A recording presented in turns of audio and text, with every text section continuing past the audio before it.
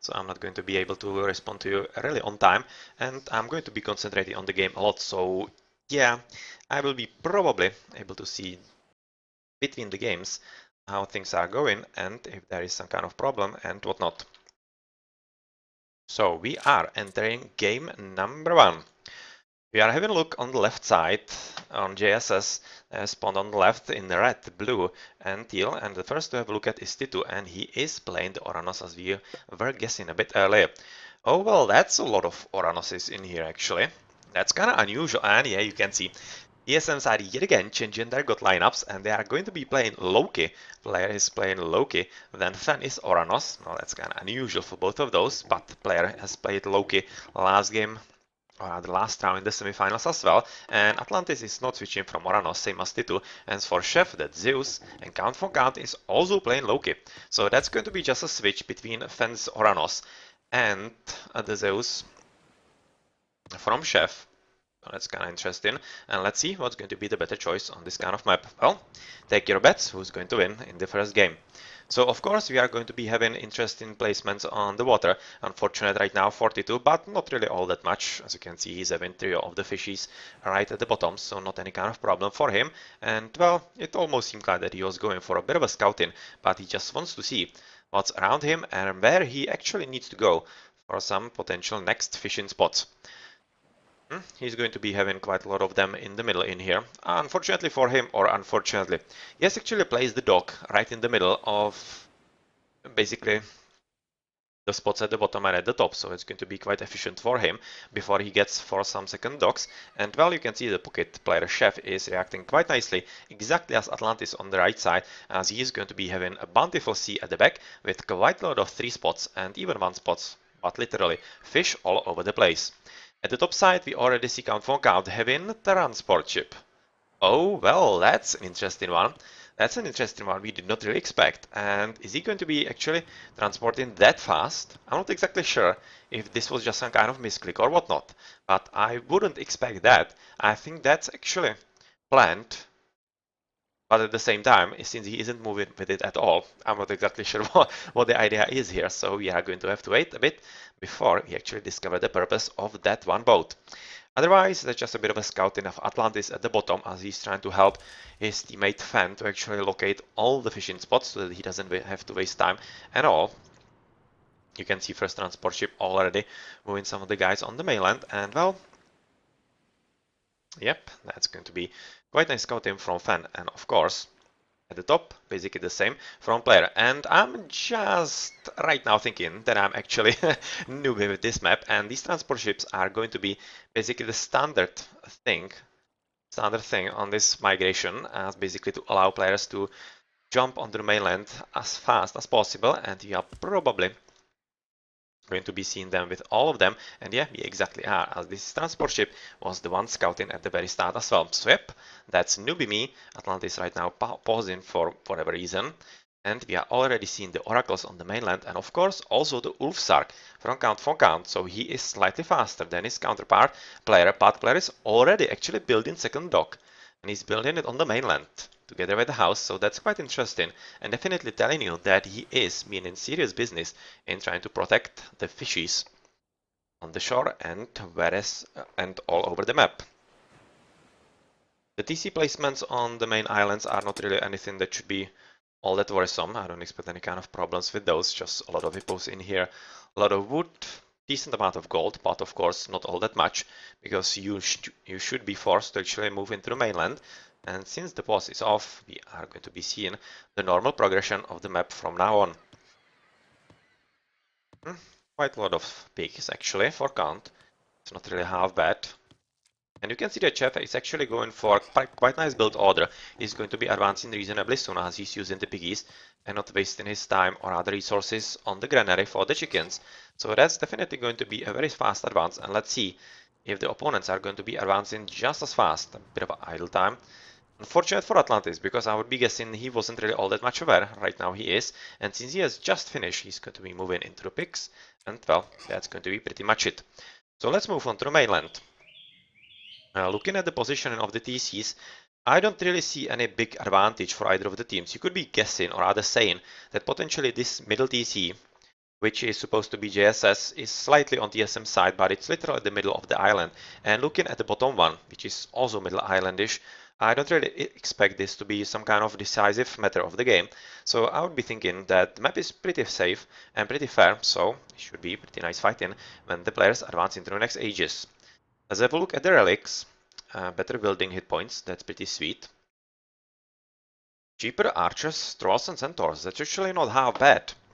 It's not half bad, it could be very useful for Count or other Chef, who is the Zeus player, the only Zeus player on this map, and he's already moving with the temple on the mainland. And that's also very nicely played, as he doesn't want to waste the resources to build a temple on the mainland, and yeah, potentially have to transport the mythic units and whatnot. You can see that it's basically the same for all the players, so nobody is being that stupid to actually place the temple on the mainland, and we can see 50% into 4 city for player. It's kind of 530 advance, not really bad.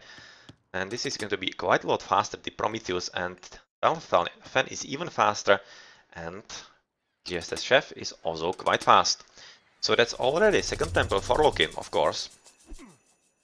As TSM Fen is right now discovering where Count for Count is having his buildings, and with very nice start in here, he's going to be trying to basically somehow control the top of the map, but since he's going to be facing player basically at the same spot, well, that's going to be quite interesting fight between those two Lokis. He doesn't have the second temple yet, he's going for Longhouse, so that's a bit different starting build order than his opponent, and well, this is quite a decent amount of piggies together with Hunt and pretty decent forward base for TSM Fen, which he will definitely want to somehow protect. Already having quite a lot of military buildings in here, being prepared for the offensive, whereas T2 is slightly slower, which is kind of interesting, and it's basically telling you that maybe Fen should be the most important force for TSMs in the early game, and let's see if he can somehow disrupt his opponents. Right now killing the Promethean, so that he can get the kids that are faster and better at scouting, and we see that could be a first encounter at the top, between Count and TSM Atlantis. And well, this actually isn't half bad battle. Looking at the 5, actually 6 Hersirs already with the Minotaur, so this is pretty nice battle for him. And Atlantis together with player should be quite careful. But what's happening at the top? I was almost thinking that there might be some kind of hidden build, but it's not. It's just a troll going for a bit of a scouting, but I'm kind of thinking that player should be sending the troll back to the battlefield, as it's going to be needed very, very fast as the battle is raging on. And yeah, the encounter is not really taking that long, and we are fighting at 6 minutes already, so that's a pretty decent fight right here. And that's actually a pretty good rally. 10% villager speed, that's actually pretty great for Atlantean especially. And let's see if somebody manages to pick it up, and I would be guessing that maybe Count for Count, looking how he's winning the battle in the middle, should be taking advantage of that, or maybe Odysseus here. Not exactly sure, but I would be favoring the Loki a bit more. So this seems almost like JSS are having pretty strong upper hand, even though it seems like that Fen was having a pretty good battle going on for himself, but I don't really see him engaged in here. So is he maybe on the left? He actually is. He seems to be a bit raiding on T2. Not anything convincing, of course. But he seems to be really just intent on doing as much damage as he can, possibly right now killing the villager from T2, which is a pretty good job, but he needs to get back as soon as possible, as he's also trying to capture the second TC, and well, he really cannot let his allies die like this, because obviously if he does, I'm not exactly thinking if he's going to be the Gosu to win everything just by himself. 1 versus 3, well, anything can happen, but at this level, I don't really expect that to be a viable strategy for him. So Fen is finally joining from the bottom, with the restoration already being used by JSS, and I kinda think this was pretty nice restoration, because it basically forced TSMs to disengage, and that gave an opportunity for JSS to gather some extra army and get even stronger than they were a bit earlier. But right now they have to actually fight against Fen as well, so it's a proper 3v3 right now.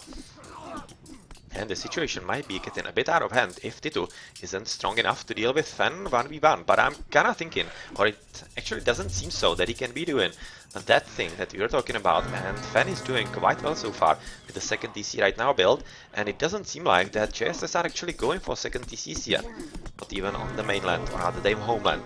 So there is a bit of a fight still going on, as the TSM player is having a very hard time defending, but it seems like that he's stabilizing as he's taking exactly the correct battles, and he's having support from the water as well. On the water, looking at the minimap, we don't really see any kind of fighting at all. So they are just indiscriminately booming on there, both teams.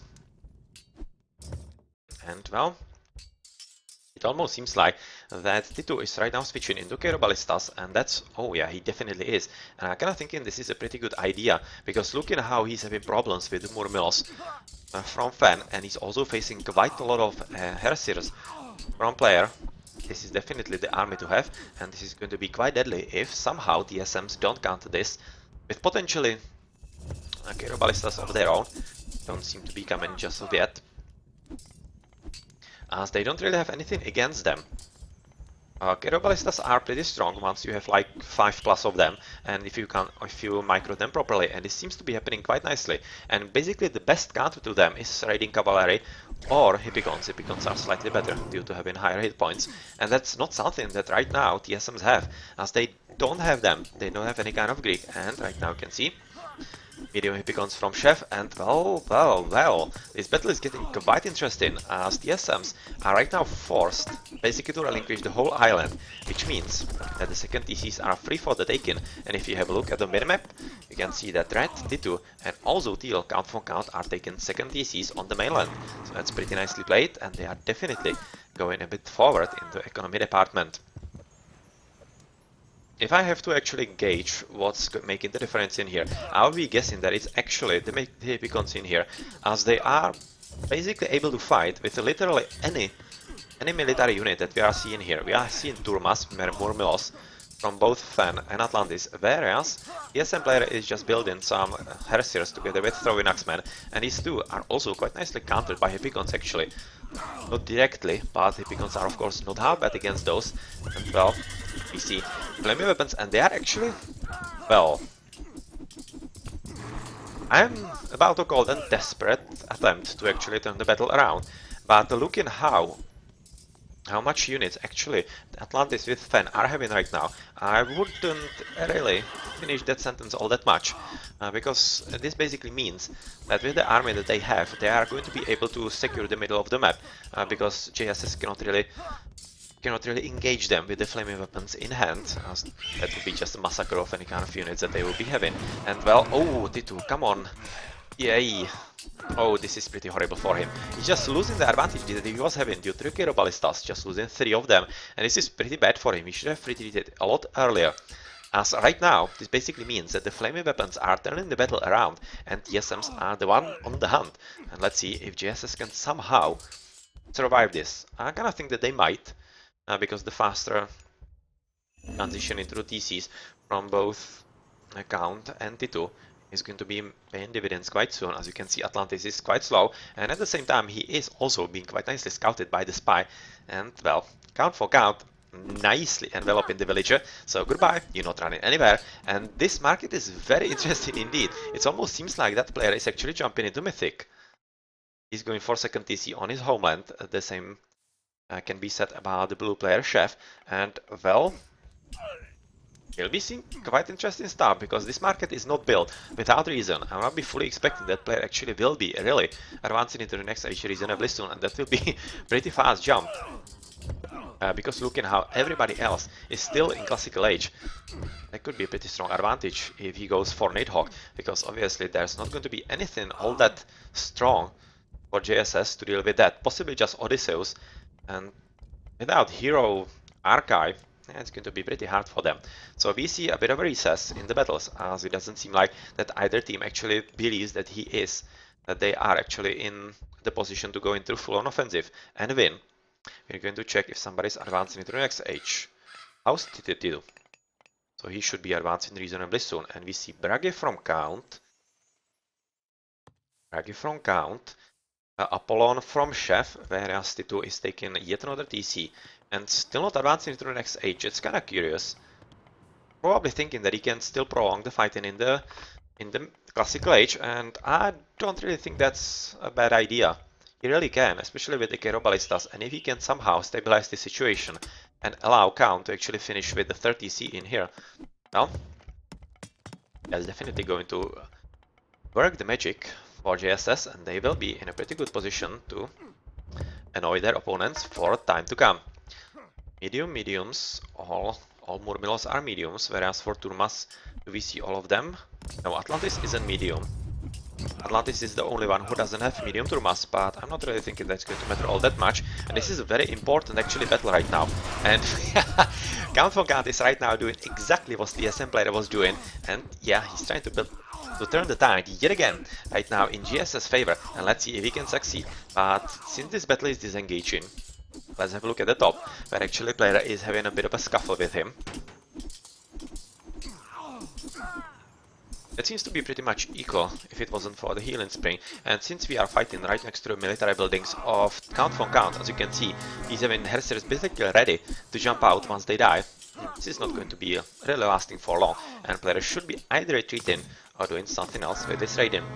There's a bit of a Radiant though on the water, as player was having a few boats actually helping him in the fights in here, and he's right now employing them into a bit of a Radiant on the opponents, and it's definitely a good idea, because JSS are not doing anything like that, and I kind of thinking that they might want to think about that, as looking at the huge economies on the water, looking at the minimap, that's literally a ton of food being gathered by both teams.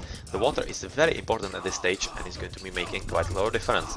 So Chef has invoked the bolt, because this is a very well placed Nidhogg actually, and this is quite problematic for JSS, because this is both Chef and Count for Count basically losing villages, but much more importantly, they are not getting any gold at all. And is there some safe gold mine?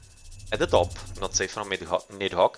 Basically this one, and these two could be safe from Nidhogg, but it's also pretty close to the battlefield, and if the situation isn't going well, and potentially some extra Stymphalian birds are sent to help the Nidhogg, tough economy times for JSS coming, and they definitely need to do something if they want to stabilize the situation. You can also see that Count wasn't able to finish the TC that he was building right in this battlefield.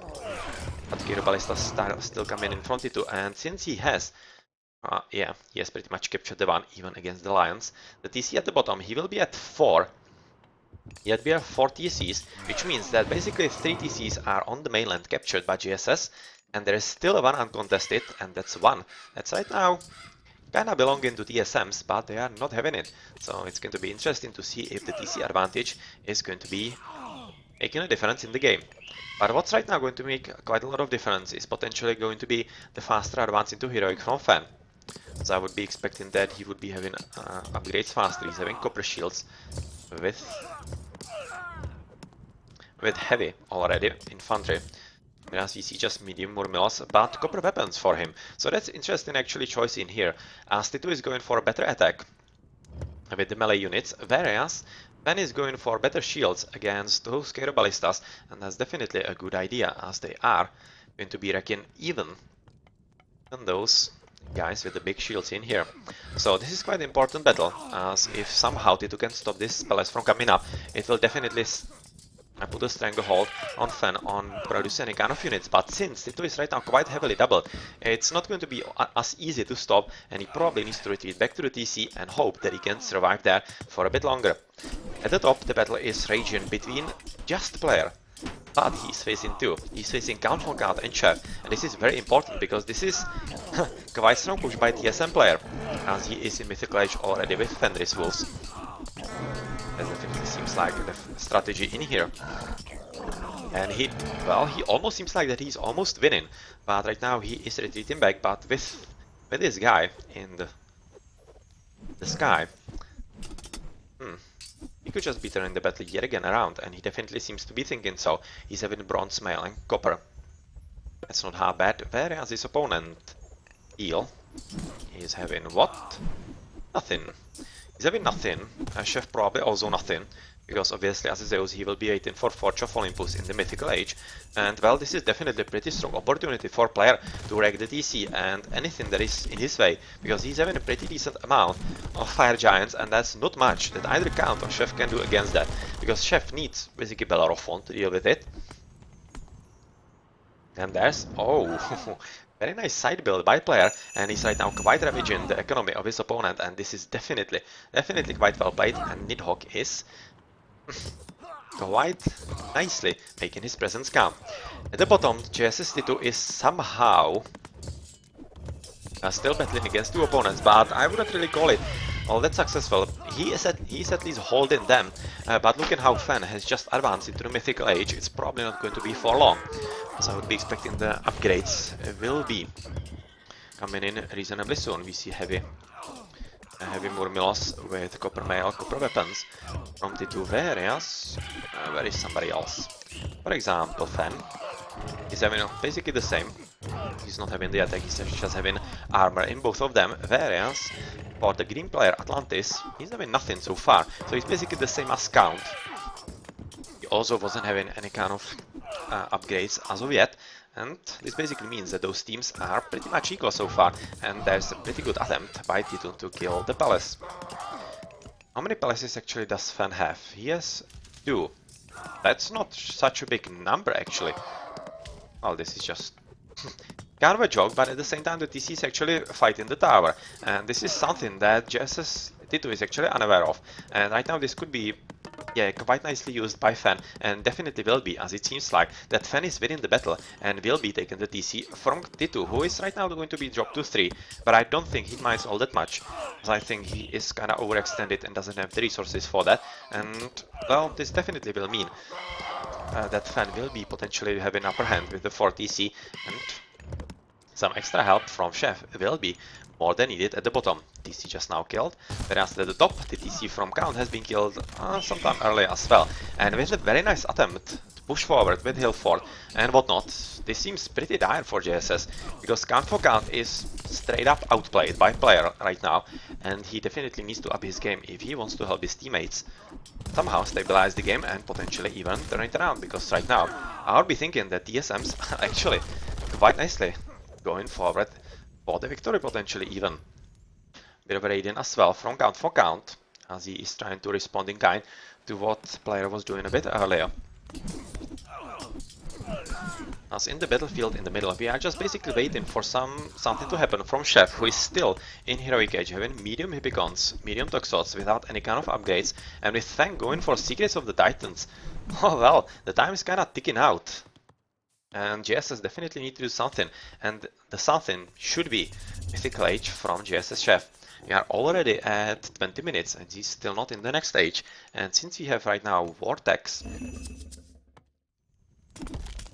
being cast, yeah, at the bottom, that's a pretty good one, and of course this is going to help quite a lot and potentially even force defensive Underworld Passage, and not even that. Oh my! Okay, so that's it. So that's for the first game. TSMs played this very, very well. Even though it seemed like that at the start, JSS were having the upper hand. The very nice play by TSM player, who basically steamrolled, or rather quite fast advanced into the next stage, into Heroic and then into Mythic. That was exactly what it took to somehow counter both Count from Count and Chef, and allowed TSM player with or rather TSM fan with Atlantis to handle the two just by themselves. So very nicely played by TSMs, and quite interesting game indeed overall. And yeah, this Nidhogg is one of the MVPs in here, raiding all around the map. Let's have a look at the post game of this first match in the grand finals that is coming for TSMs, as they are leading 1-0 in the grand finals. Quite nice economy from Fan. Actually by a ton better than everybody else. You see that? That's 2,000 more food, 4,000 more wood, and 3,000 more gold. That's absolutely huge difference actually. And well played. Even though Titu did all he could with the military that he was given. Nicely played. And players fast Mythic in 40 minutes also paid off quite nicely. Nicely played indeed.